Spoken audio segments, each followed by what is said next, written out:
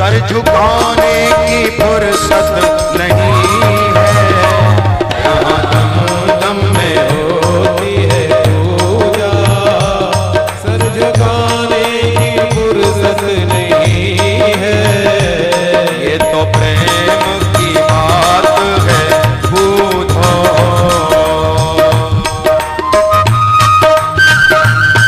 दोनों हाथ खोल के ताली सेवा करें। जय हो।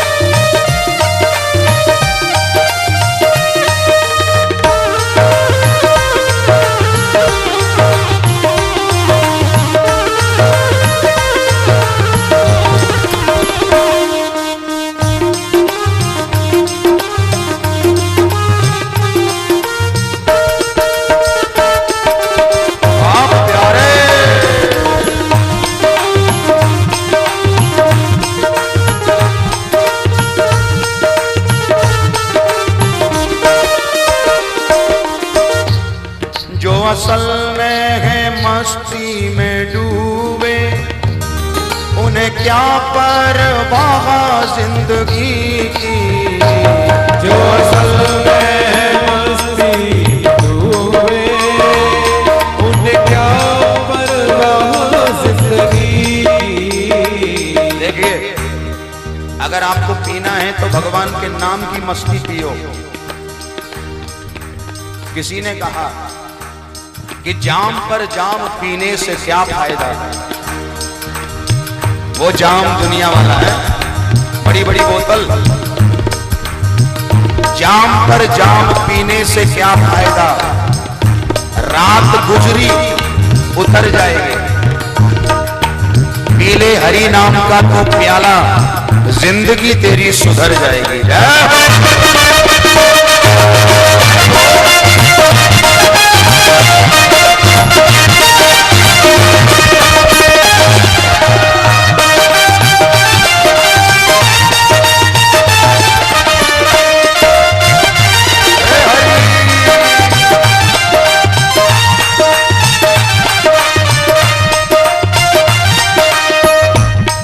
असल में है मस्ती में डूबे, उन्हें क्या परवाह जिंदगी की।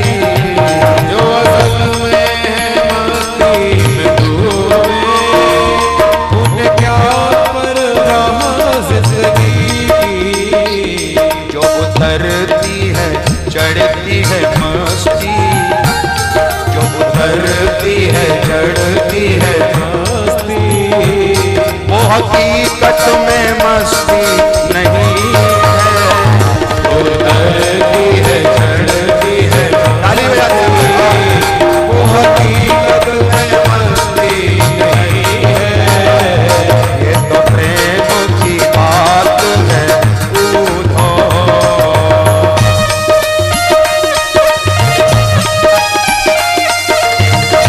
बाके बिहारी लाल की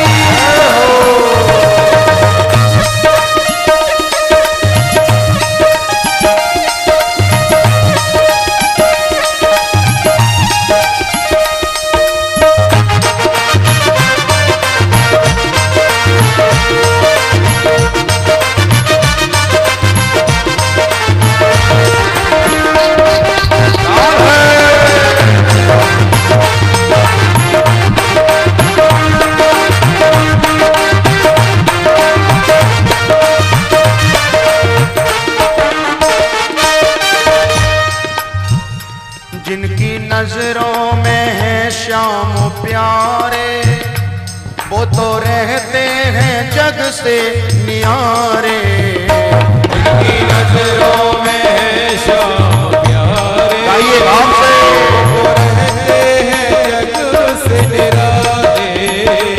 जिनकी नजरों में है श्याम प्यारे, वो तो रहते हैं जग से नियारे।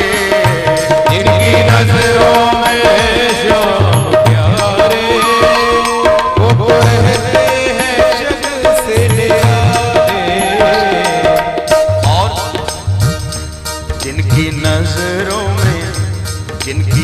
नजरों में, जिनकी नजरों में मोहन समाए, वो नजर फिर तरसती नहीं है।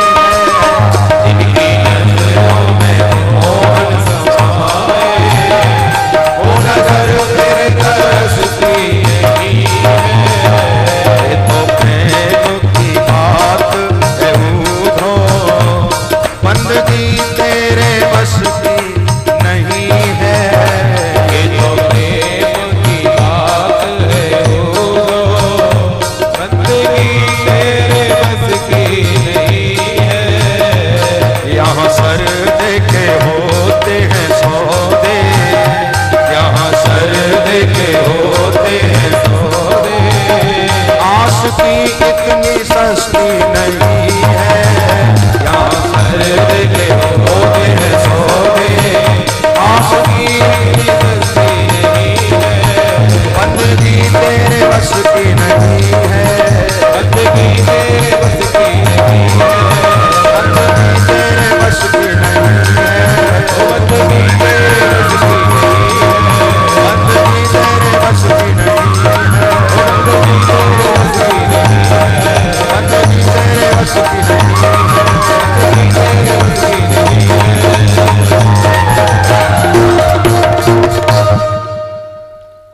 यहाँ सर देके होते हैं सौदे, यहाँ सर देके होते हैं सौदे, आस की इतनी सस्ती नहीं है।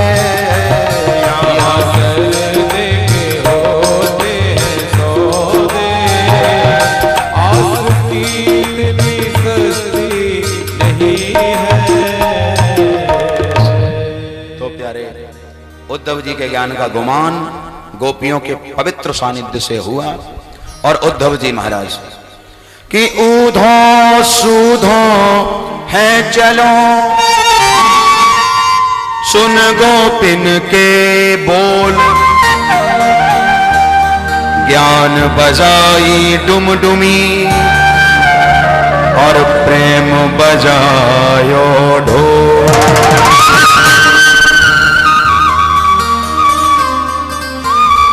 उद्धव जी का ज्ञान भैया डुमडुमिया बन के रह गया, गोपियों का प्रेम ढोल बन गया महाराज। ढोल के आगे डुमडुमिया कोई ना सुने। उद्धव जी गोपियों से बोले अभी कृष्ण को लेके हम आते हैं। और जैसे उद्धव जी आए हैं मथुरा में, कृष्ण के कमरे में प्रवेश किया, भगवान बोले आओ ज्ञानी जी महाराज आइए, स्वागतम सुस्वागतम, पधारिए।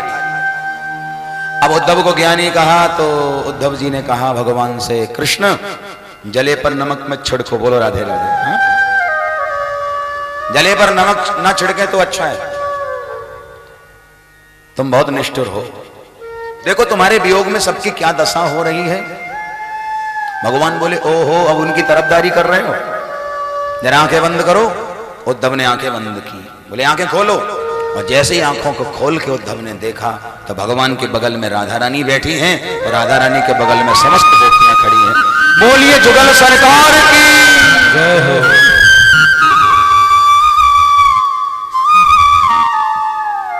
उद्धव जी ने भगवान से कहा ये सब क्या है।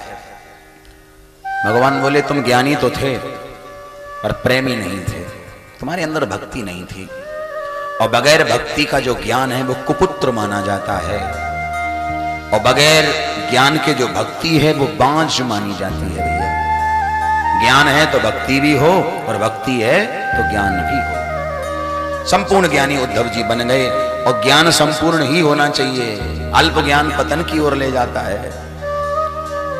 एक बार एक गांव से, किसी गांव से 3 लड़के गाजियाबाद में आए किसी फैक्ट्री में काम करने के लिए। एक बार बोलो राधे राधे। गाजियाबाद में फैक्ट्रियां बहुत है ना। अब एक फैक्ट्री में गाजियाबाद में आके उन गांव के 3 अनपढ़ लड़कों ने काम किया।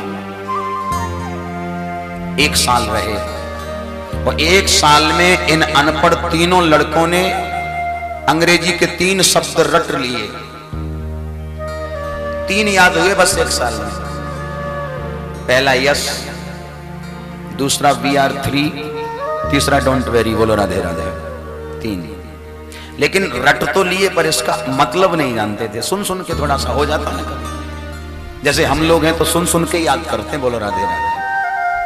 अब इतने पढ़े लिखे नहीं है हम, बस आप लोगों से सुन लेते तो थोड़ा हो जाता है। तो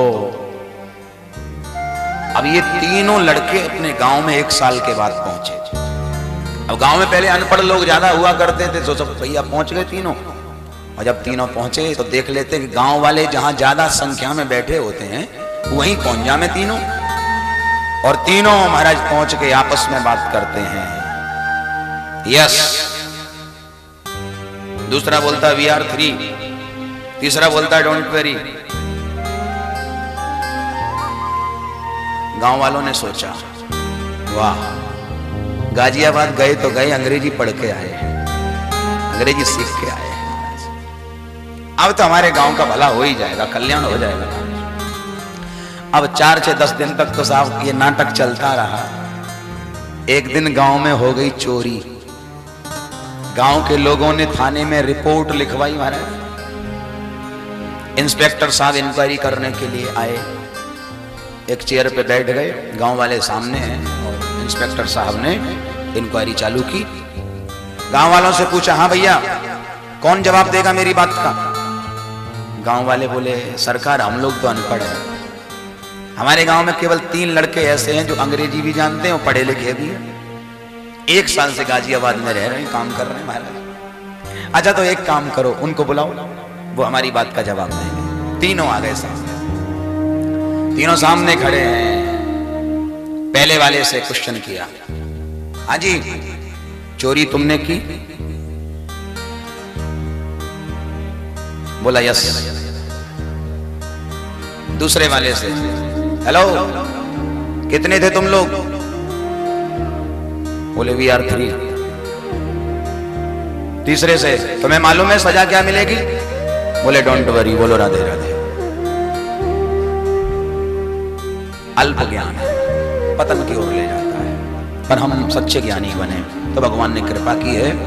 आइए केवल 5 मिनट के अंदर हम लोग चलें विवाह की ओर, क्योंकि अब उद्धव को भी संवादी विस्तार पूर्वक था, बाकी तो कथा संक्षिप्ति भागवत में भी है। जब भगवान ने कंस का उद्धार किया था तो कंस की 2 पत्नियां कि अस्ति प्राप्तिश्च कंसस्य महिष्यौ भरतर्षभा मृते भरतरि दुःखार्ते ईयतु स्म पितुर्गृहान्। कंस की 2 पत्नियां अस्ति और प्राप्ति जरासंध की पुत्रियां थी। ये विधवा जब हो गई तो जरासंध ने देखा और कृष्ण से बदला लेने के लिए 23 अक्षौहिणी सेना लेकर के 17 बार लगातार मथुरा पर चढ़ाई की। और भैया भगवान ने 17 बार हरा दिया। आज नारद जी के द्वारा जरासंध के मित्र कालियवन को समाचार मिला तो कालियवन कृष्ण से लड़ने आया, तो भगवान इसको दौड़ा करके गुफा में ले गए और गुफा में मानधाता के पुत्र मुचकुंद जी महाराज सो रहे थे। मुचकुंद जी महाराज की आंखें खुली तो ये कालियवन जल के भस्म हो गया। मुचकुंद के द्वारा इसका कल्याण भगवान ने कराया। 18वीं बार चढ़ाई करने से पहले 108 ब्राह्मणों को पूजा पे बिठा के जरासंध ने कहा इस बार हमारी विजय होनी चाहिए, तो ब्राह्मणों ने विजय होने का आशीर्वाद दे दिया। और भगवान को जब मालूम चला कि ब्राह्मणों का आशीर्वाद है तो सत्य करने के लिए भगवान ने तुरंत विश्वकर्मा को आदेश दिया कि सुंदर समुद्र के बीच में एक सोने की द्वारिकापुरी का निर्माण करवाओ। तो भैया द्वारिकापुरी का निर्माण हो गया। किसी को मालूम नहीं चला, रात रात में भगवान ने सारे यदुवंशियों को मथुरा से द्वारिका में पहुंचा दिया, किसी को मालूम नहीं है। और मथुरा में केवल कृष्ण और बलराम रह गए बस। 18वीं बार 23 अक्षौहिणी सेना लेकर के ब्राह्मणों के आशीर्वाद से जरासंध आया और जैसे ही मथुरा पे चढ़ाई की, बलभद्र भैया ने कहा कन्हैया सेना आ रही है जरासंध की, अपनी सेना कहां है? तैयार करो सेना। कन्हैया बोले दाऊ भैया अपनी सेना तो गई। बोले कहां? बोले द्वारिका। बोले ये द्वारिका क्या है? बोले भैया मथुरा में रहते रहते अब तो बोर हो गए। बोलो राधे राधे, बहुत टाइम हो गया मथुरा रहते रहते, अब तो दिल करता है कोई अच्छी नगरी का आनंद लें, तो द्वारिकापुरी बनवा दी। वो भी समुद्र के बीच में है, चारों तरफ आनंद ही आनंद होगा। दाऊ भैया बोले लाला आप कौन सी लीला कर रहे हो भैया? कन्हैया बोले दाऊ भैया तुम्हें मालूम ना है ब्राह्मणों का आशीर्वाद मिला जरासंध को, हम हरा नहीं सकते इसको, नहीं तो आशीर्वाद झूठा हो जाए। तो फिर करेंगे क्या? बोले आज एक काम करते हैं, लड़ तो बहुत लिए, अब यहां से भाग चलें, उसी में फायदा है। दाऊ भैया ने कहा अगर भाग के जाएंगे तो दुनिया कहेगी भगोड़े हैं, रणछोड़ हैं। कन्हैया बोले तो दुनिया कौन सी कम कहती है? लोग माखन चोर कहते हैं, चीर चोर कहते हैं, चित चोर कहते हैं, रणछोड़ और सही। और भगवान ने दाऊ भैया का हाथ पकड़ा है और रण छोड़ के भगवान भागे, तो भगवान का नाम हो गया रणछोड़। बोलिए रणछोड़ भगवान की। एक पर्वत पे भगवान चढ़ गए, पर्वत के चारों ओर जरासंध ने आग लगा दी। दोनों भाइयों ने छलांग लगाई है, पर्वत से नीचे उतरे और राजा रैवत के नगर में आए हैं। राजा रैवत ने बड़ा सुंदर स्वागत भगवान का किया। सुखदेव जी कहते हैं कि राजा रैवत ने कन्हैया से कही, बोले लाला भैया हमारी एक बिटिया है जिसका नाम है रेवती, अभी तक कुमारी है, उसके लिए कोई सुयोग्य वर तुम्हारी नजरों में हो तो बताओ। कन्हैया धीरे से बोले महाराज जरा हमारे दाऊ भैया को आप देखो, कैसे लगते हैं आपको? कन्हैया बहुत चतुर है, ये जानते हैं कि पहले बड़े का हो जाए तभी तो हमारा नंबर लगे। बोलो राधे राधे, पहले दाऊ भैया का होगा तभी तो। राजा रैवत ने कहा कि आपने हमारी मुंह की बात छीन ली, हमें बलराम बहुत पसंद है, हमें रिश्ता मंजूर है। कन्हैया बोले मंजूरी बाद में दियो महाराज, जरा दर्शन तो कराओ कि हमारी होने वाली भाभी जी कैसे है, दर्शन कराओ। रेवती को बुलाया गया महाराज, और रेवती जैसे ही बलराम के सामने आई, बलराम जी 10 फीट के हैं, रेवती जी 20 फुट की हैं। बोलो राधे राधे, दुगना अंतर है, क्योंकि हर युग में लंबाई थोड़ी घट रही है। ये बैठी हुई है त्रेता से कुमारी बैठी हैं श्री रेवती जी, और बलराम जी मिले हैं द्वापर में। एक युग के बाद सतयुग के लोग बहुत लंबे होते थे, त्रेता में थोड़े और कम हुए, द्वापर में उससे छोटे हुए, और कलयुग में तो बस धीरे धीरे खत्म ही हो रहा है मामला सब। बोलो राधे राधे, कलयुग में धीरे धीरे कद जो है छोटे होने लगे हैं। मैंने एक जगह पढ़ा था एक पुस्तक में कि कलयुग के अंत में लोग चने के पेड़ के नीचे बैठ के छाया लेंगे, ऐसा किसी पुस्तक में मैंने लेख पढ़ा था। यानी लोग इतने छोटे हो जाएंगे कि चना का पेड़ जो होता है ना उसके नीचे छाया लिया करेंगे। बोलो कितने छोटे लोग हो जाएंगे। तो भैया कन्हैया ने कहा दाऊ भैया देख लो। दाऊ भैया बोले लाला ये तो बांस कैसी लंबी है। तो बोले छोटा कर लो, आप तो जानते हो छोटा करना। सो बलभद्र भैया ने अपने आयुध हल और मूसल बुलाए, और हल को उठा के रेवती के सर पे लगाया, और सर पे लगा के मूसल ऊपर से मार के और छोटा कर रहे हैं। इतने में हाथ पकड़ लिया कन्हैया बोले दाऊ भैया जरा धीरे से मारियो, नहीं तो कुंवारे ही रह जाओगे। भैया धीरे से मूसल का प्रहार किया, वो 20 फुट की 9.5 फुट की बन के रह गई। बड़ा सुंदर जोड़ी बनी महाराज। और रेवती का यहाँ विवाह बलभद्र से हुआ। बोलिए रेवती रमण भगवान की जय। द्वारिका में भगवान पधारे, सर्वसम्मति से श्री कृष्ण को द्वारिकाधीश घोषित कर दिया। बोलिए द्वारिकाधीश की जय। द्वारिकाधीश भगवान बन गए। सुखदेव जी महाराज कहते हैं कि इधर विदर्भ देश में कि राजा सिद्ध भीष्म को नाम, विदर्भाधिपतिर्महान, इतस्य पंचा भवन पुत्रा कन्यका च वरानना। विदर्भ देश में राजा है भीष्मक, और भीष्मक के घर में 5 पुत्र हुए। रुक्मी, रुक्ममाली, रुक्मकेशु, रुक्मबाहु, ये इनके नाम है। पर बेटा तो 5 हो गए, पर बिटिया एक भी ना है भाई महाराज। तो भीष्मक को बड़ी चिंता है। आइए 2 मिनट की एक छोटी सी बात मैं आपको और निवेदन करूं, प्रसंग चल ही रहा है। महाराज को बेटी नहीं हुई तो महाराज को बड़ी चिंता हुई, और मैं लोगों से निवेदन किया करता हूं कि घर में बेटा हो या न हो, पर एक बिटिया का होना बहुत जरूरी है। बिटिया होना बहुत जरूरी है साहब। लोगों में कमी है, लोग भगवान के सामने क्या मांगते हैं? आप ही बता दो ना, तो हम समझ लें क्या मांगते हैं भगवान से? बेटा। क्यों? बोले यही खानदान चलाएगा। पर ध्यान रखियो भैया, पूत सपूत है तो ही खानदान चलता है, और पूत कपूत निकल जाए ना, तो हम भगवान से प्रार्थना करते कि भगवान ऐसा पुत्र हमको दिया ही क्यों। पहले खुद मांगते हैं और फिर बाद में भगवान से शिकायत करते हैं। बेटा हो ना हो, पर बिटिया होना बहुत जरूरी है। बिटिया से आंगन की शोभा है, और बिटिया ही इस सृष्टि को चलाने वाली है। बेटी नहीं है तो भविष्य नहीं है, बेटी है तो कल है, और बेटी नहीं है तो कुछ भी नहीं है। एक बार प्रेम से बोलो, आधे आधे नहीं, सब बोलो। बेटियों के लिए मैंने कुछ पंक्तियां निवेदन की हैं, थोड़ा श्रवण करें। बेटियां क्या है?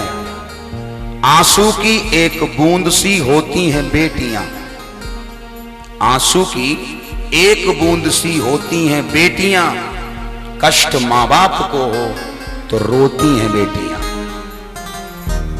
रोशन करेगा बेटा एक ही कुल को, रोशन करेगा बेटा एक ही कुल को, पर 2-2 कुलों की लाज ढोती हैं बेटियां।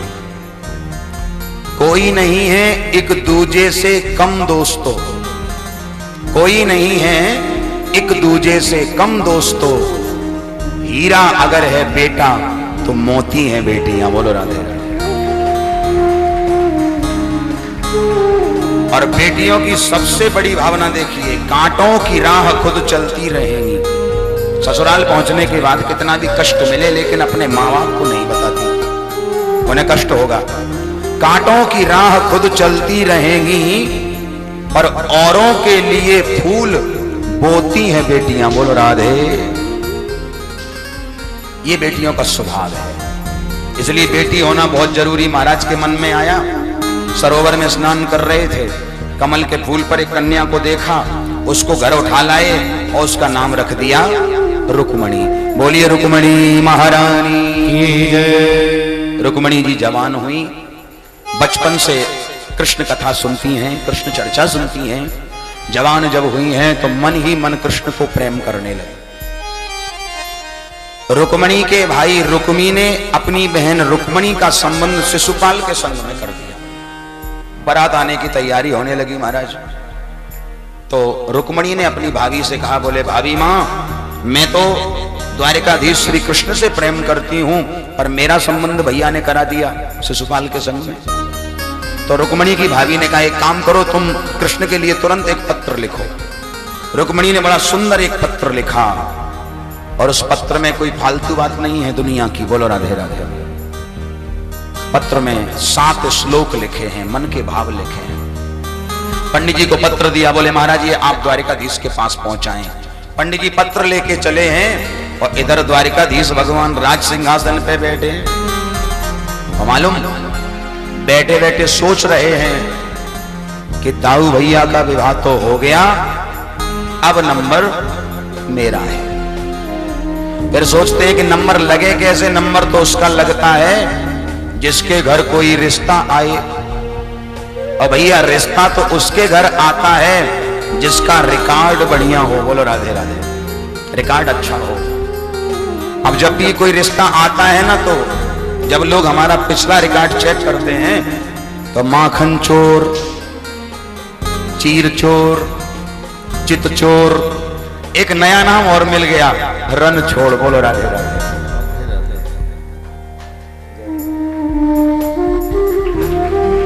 रन छोड़ यानी मन में सोच रहे कन्हैया कि अब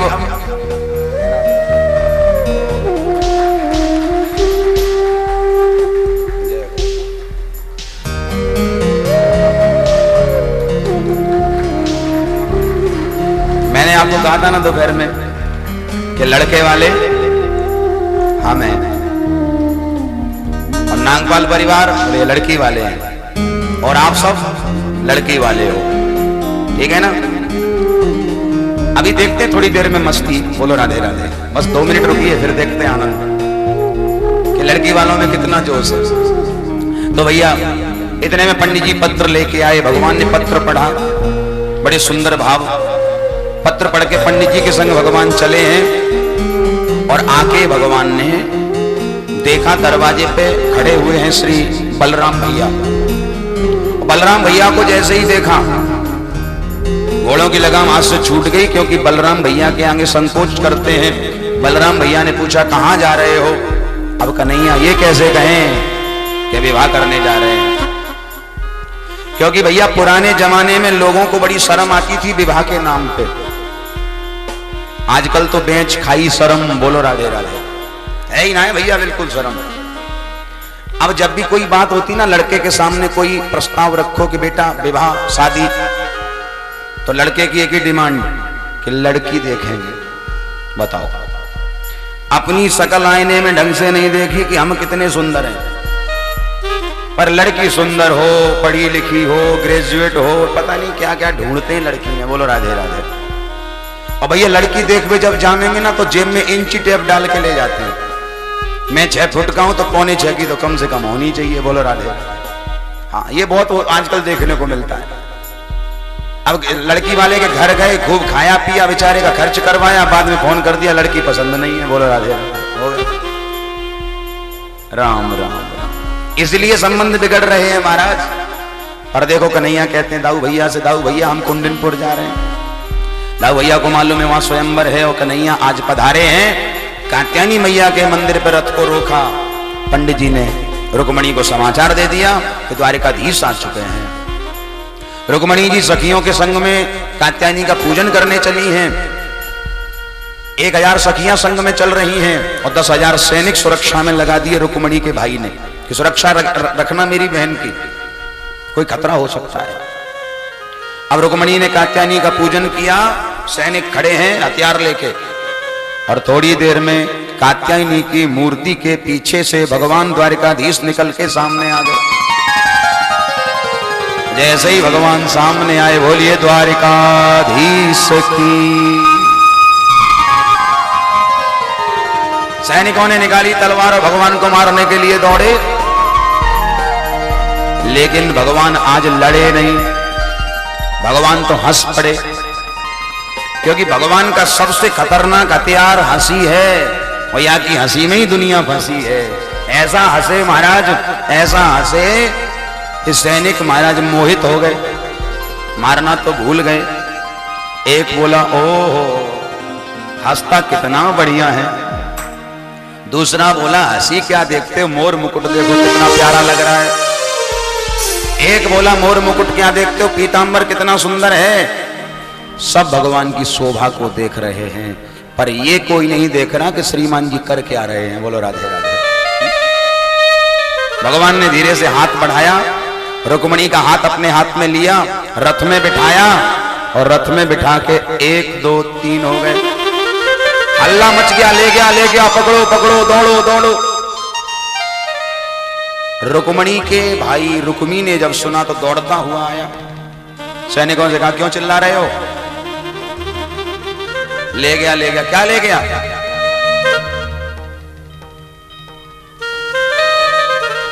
सैनिक बोले महाराज आपकी बहन को ले गया।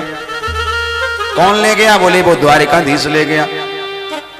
तुम लोगों को हमने सुरक्षा में लगाया था, तुम लोग क्या कर रहे थे? एक बोला मैं तो उसकी हंसी देख रहा था।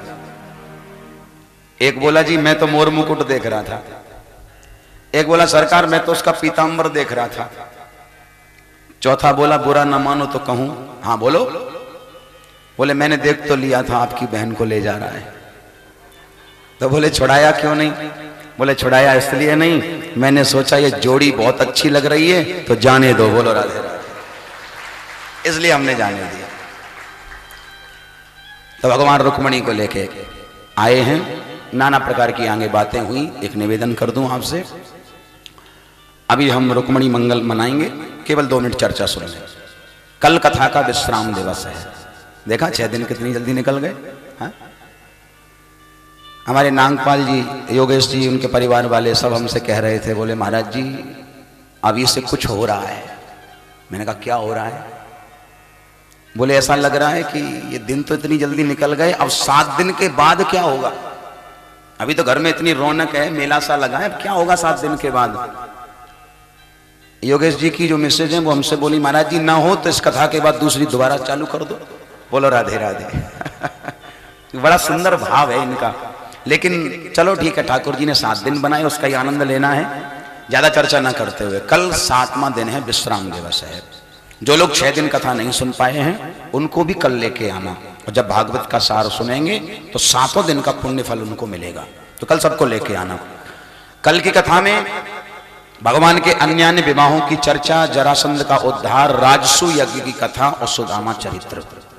तो सुदामा जी का जो भाव, जो चावल सुदामा जी लाए थे ना, आप लोगों से बने तो व्यवस्था थोड़ी थोड़ी करके सुदामा का भाव लेके ठाकुर जी को अर्पण करना, चावल लेके पधारना। तीसरी बात, कल कथा में विश्राम के बाद यहां ब्रज की फूल होली का आनंद हम लोग लेंगे। आज हमारे वृंदावन में रंग स्टार्ट हो गया। आज एकादशी है ना, तो आज बिहारी जी फूलों की होली नहीं, वहां तो गुलाल रंग की होली चल रही है। तो कल यहां फूलों की होली से हम लोग ब्रज की फूल होली का आनंद लेंगे। ये तो कल के लिए सूचना। परसों 10 बजे से लेके 12 बजे तक चलेगा हवन यज्ञ, और हवन यज्ञ के तुरंत बाद नहीं, सॉरी, प्रोग्राम कुछ दूसरी तरह है। 8 बजे से लेके 10 बजे तक हवन चलेगा, और 10 बजे से लेके 12 बजे तक यहां भजन संकीर्तन का आनंद हम लोग लेंगे। और भजन संकीर्तन हमारे प्रेमी है ना, हम लोग सब मिलकर ही, और आप सब लोग मिलकर ही गाएंगे, बजाएंगे, आनंद लेंगे।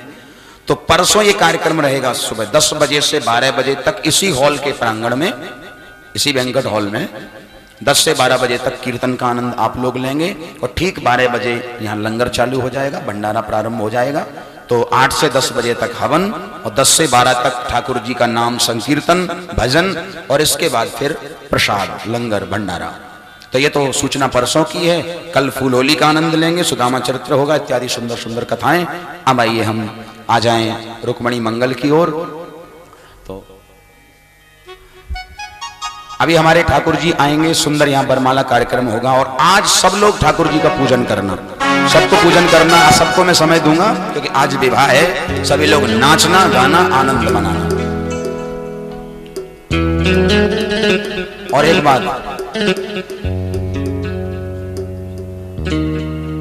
बात और, ठाकुर जी के विवाह के लिए नागपाल परिवार में कल रात भर से तैयारियां हो रही हैं। 3 बज गए साहब, रात के 3 बजे तक मेहंदी का कार्यक्रम चला। मेहंदी धरी गई। कौन कौन ने मेहंदी धरवाई महाराज बताइए जरा, हाथ उठा के किस किस ने मेहंदी लगाई? और ये मेहंदी ठाकुर जी के लिए लगी है। जय जय। तो क्या कहना, रुक्मणी जी भी निवेदन कर रही, आओ मेरी सखियों मुझे मेहंदी लगा दो। आओ 2 मिनट इस मेहंदी गीत को हम गाएं और फिर आगे तो चलो। दोनों हाथ खोल के जरा तालियों की सेवा करो।